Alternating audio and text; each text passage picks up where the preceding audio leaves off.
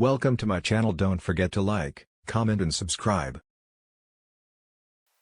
The whole history of the world is summed up in the fact that, when nations are strong, they are not always just, and when they wish to be just, they are no longer strong. I have never accepted what many people have kindly said, namely that I have inspired the nation. It was the nation and race dwelling all around the globe that had the lion heart. I had the luck to be called upon to give the roar.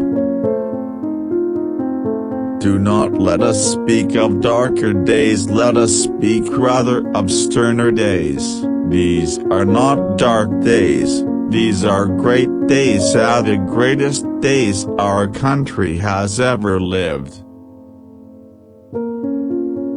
Why not never to turn one's back on a threatened danger and try to run away from it? If you do that, you will double the danger, but if you meet it promptly and without flinching, you will reduce the danger by half. Never run away from anything, never. This is the lesson. Never give in, never give in, never, never, never, never nothing. Great or small, large or petty, never given except to convictions of honor and good sense. Never yield to force, never yield to the apparently overwhelming might of the enemy. We shall defend our island, whatever the cost may be. We shall fight on the beaches. We shall fight on the landing grounds. We shall fight in the fields and in the streets. We shall fight in the hills. We shall never surrender. We shall not fail or falter. We shall not weaken or tire. Neither the sudden shock of battle nor the long-drawn trials of vigilance and exertion will wear us down. Give us the tools and we will finish the job. Never, never, never believe any war will be smooth and easy, or that anyone who embarks on this strange voyage can measure the tides and hurricanes he will encounter. The statesman who yields to war fever must realize that once the signal is given, he is no longer the master of policy but the slave of unforeseeable and uncontrollable events. The first duty of the university is to teach wisdom, not to trade character, not technicalities.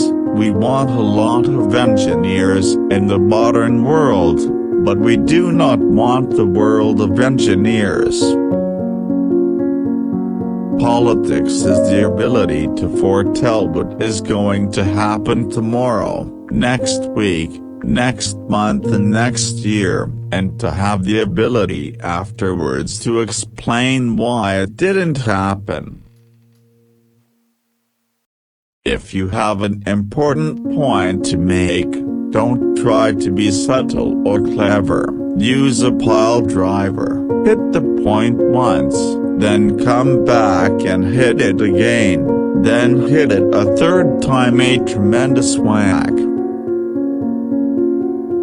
Writing a book is an adventure. To begin with, it is a toy, then an amusement, then it becomes a mistress, and then it becomes a master, and then it becomes a tyrant, and, in the last stage, just as you are about to be reconciled to your servitude, you kill the monster and fling him to the public.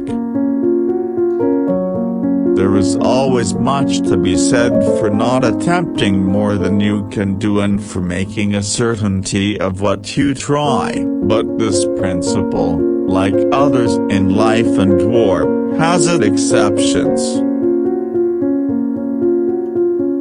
Every day you may make progress, every step may be fruitful, yet there will stretch out before you a never lengthening, ever ascending, ever improving path. You know you will never get to the end of the journey, but this, so far from discouraging, only adds to the joy and glory of the climb.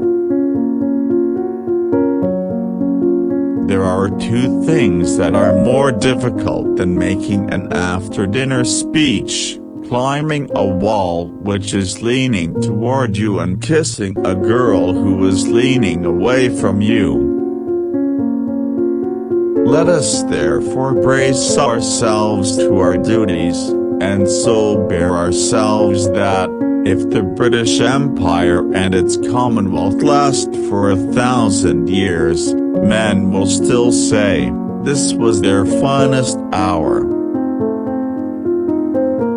In work, as in life, it is often necessary, when some cherished scheme has failed, to take up the best alternative open, and if so, it is folly not to work for it with all your might.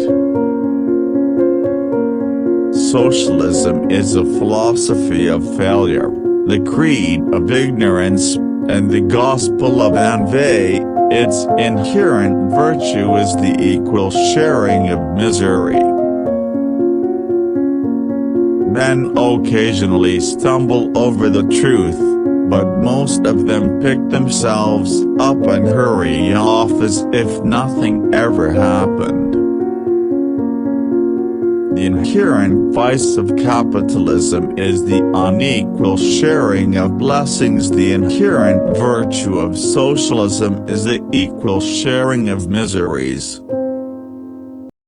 Thank you for watching.